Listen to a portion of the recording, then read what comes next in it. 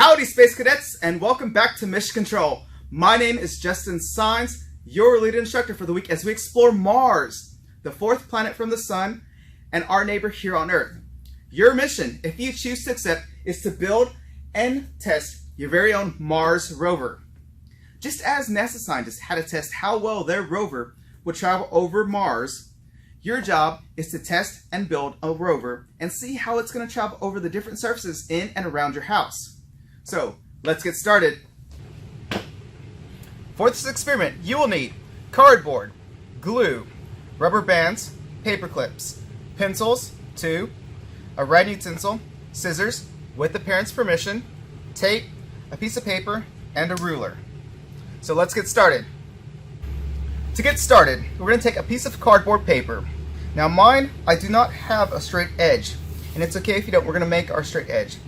To make the chassis of our rover, it's best to be about 5 inches because we want it to be thinner than the width of our pencil. So 5 inches will work.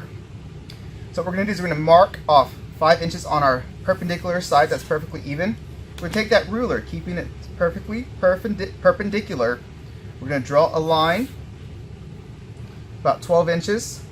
Same thing over here, 12 inches. Then we'll come over here and draw a line across. So we should get a rectangle with straight sides on each side. Taking your scissors, with the parent's permission, we're going to cut those out. Just like this. Now this cardboard's a little flimsy. To give it a little bit more strength, to give our rover some strength, some stability, we want to do that twice. We'll take 2 of them. This is going to be our chassis. So 5 by 12. To put them together, we can use some Elmer's glue, stick glue, white glue. If your parents have a hot glue gun, with their permission, you can use a hot glue gun, spray glue.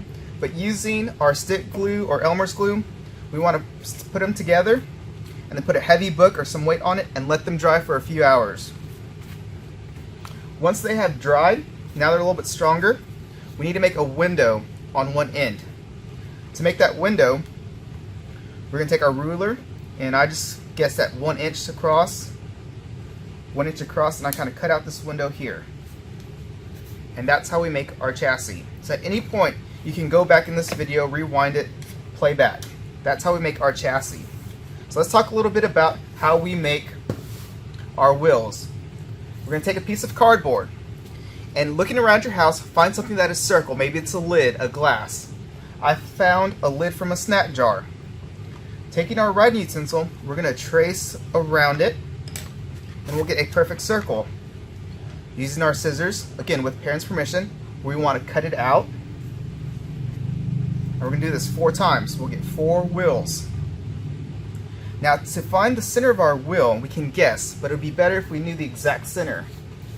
Taking a piece of paper, we're going to take one of our wheels and we're going to trace around it.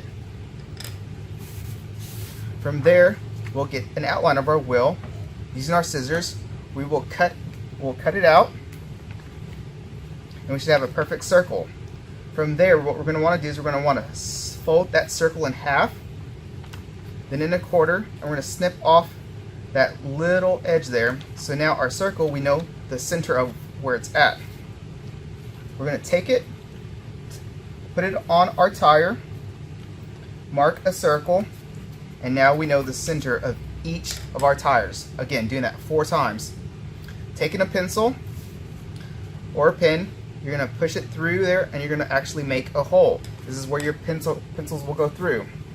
So we'll get a hole. Again, doing that for all 4 tires. To construct our chassis, we're going to take a paper clip and we're going to unbend them a little bit. What we're going to do with our paper clips then is we're going to take a pencil and we're going to wrap that paper clip around our pencil, and we're going to get 2 wraps. 2 wraps, and we're going to do that 4 times. That's going to serve to keep our axles in place. Then we're going to take our 5th paper clip, we're going to unbend it, we're going to keep it straight. Then using our tape, we're going to take each of those axles we're going to tape them on each side of our chassis.